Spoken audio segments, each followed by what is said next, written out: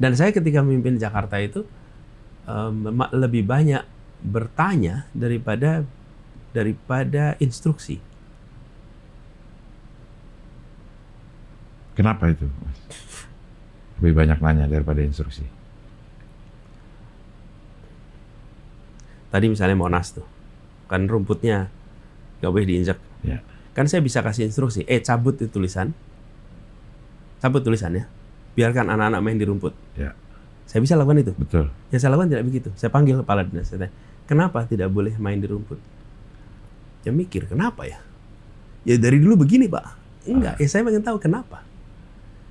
Ya dari dulu memang rumput nggak diinjak. Iya, saya pengen tahu kenapa. Dia nggak punya jawabnya.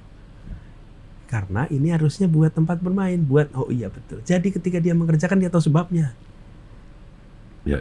Tahu sebabnya. Kenapa? Karena atasannya pakai pertanyaan. Dia cari jawabannya. Pertanyaan sederhana nih.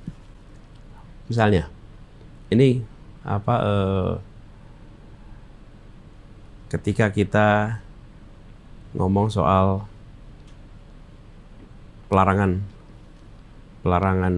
jalan, nggak boleh naik sepeda motor. Saya tanya, kenapa nggak boleh?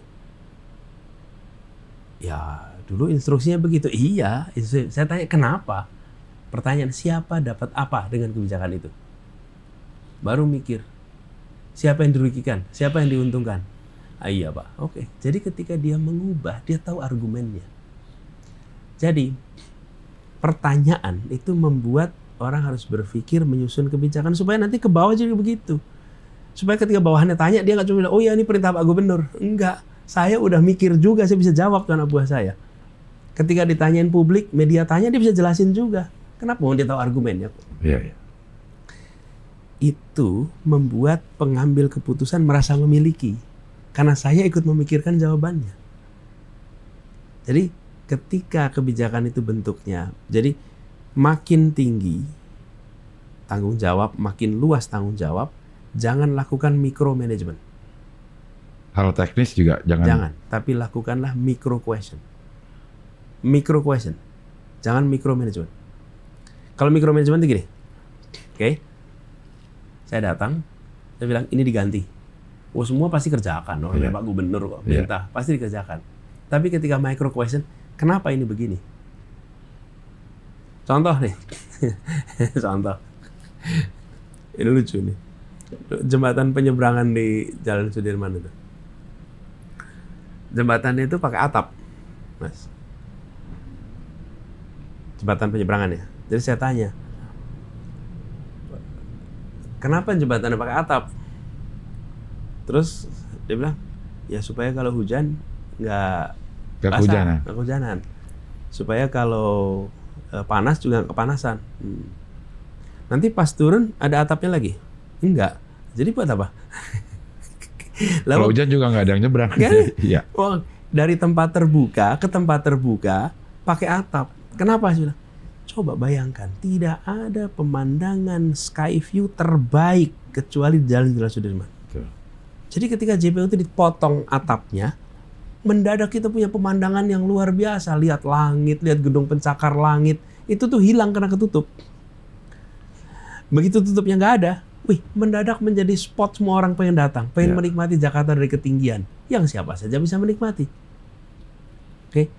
Jadi saya bilang, Pak, itu potong ya atapnya ya.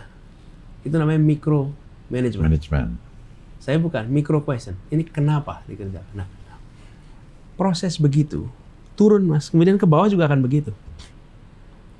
Mungkin Mas kalau ke Bundaran HI sekarang, di Bundaran HI itu ada anjungan di dekat halte tuh, yang bisa berdiri menikmati. Itu juga dari pertanyaan yang sederhana. Bagaimana ya supaya orang kebanyakan bisa menikmati indahnya Bundaran HI? Kenapa yang bisa menikmati itu hanya mereka yang di kafe-kafe mahal di pinggir-pinggir itu ya? Ya, di atas gedung ya. Ada mall. Ya. Itu kan Sky itu bisa menikmati. Rakyat kebanyakan masuk ke restoran itu aja kopinya mahal. Ya. Nggak ada tuh rakyat kebanyakan. Saya mendapatkan privilege untuk bisa menikmati, datang di tempat itu, ada undangan, menikmati. Tapi saya bilang, rakyat Jakarta gimana bisa menikmati ini ya? Akhirnya kita buat ide itu, membuat anjungan, sehingga hari ini kalau naik Transjakarta berhenti di situ, naik di atas tuh. Dan memang harus naik TJ supaya nggak usah naik motor, parkirnya repot. Iya. Naik TJ aja, naik ke atas itu. Jadi apa kesimpulannya? Kira-kira begini. Dalam sebuah kepemimpinan yang besar, harus punya gagasan, diwujudkan dalam bentuk program, rencana. Itu kalau orkestra itu partitur, dikerjakan oleh semua. Lalu berikan value dalam bentuk statement dan dalam bentuk pertanyaan. Apakah kebijakan yang dibuat membesarkan yang kecil atau apa tidak? Mengecilkan yang besar. Ya. Jadi ketika menyusun kebijakan dia menyadari, oh iya, tidak, ya tidak. Sehingga ada pegangannya. Nah, sesudah itu orkestra jalan. Dan memang yang pegang, seperti saya bilang tadi, dirigennya itu kalau ada yang penontonnya, dirigennya nggak ngapa-ngapain ya. Yang pada kerja yang orang lain ya, dia nggak bisa kerja tuh. Karena dia jadi dirigen. Iya. Kenapa? Oh, yang megang band, yang megang piano, itu yang pada kerja. Ini satu-satunya nih nggak kerja, si Dirijen. Lah, padahal ya dirijen yang menerjemahkan gagasan, dirijen yang menyiapkan partitur. Iya. Dia mikir ketika sudah itu, tapi dirijen itu hadir memberikan nyawa. Coba Anda lihat orkestra nggak pakai dirijen, nggak ada nyawanya tuh. Iya. Dirijen itu memberikan nyawa, tapi dia bukan yang memainkan instrumen operasional.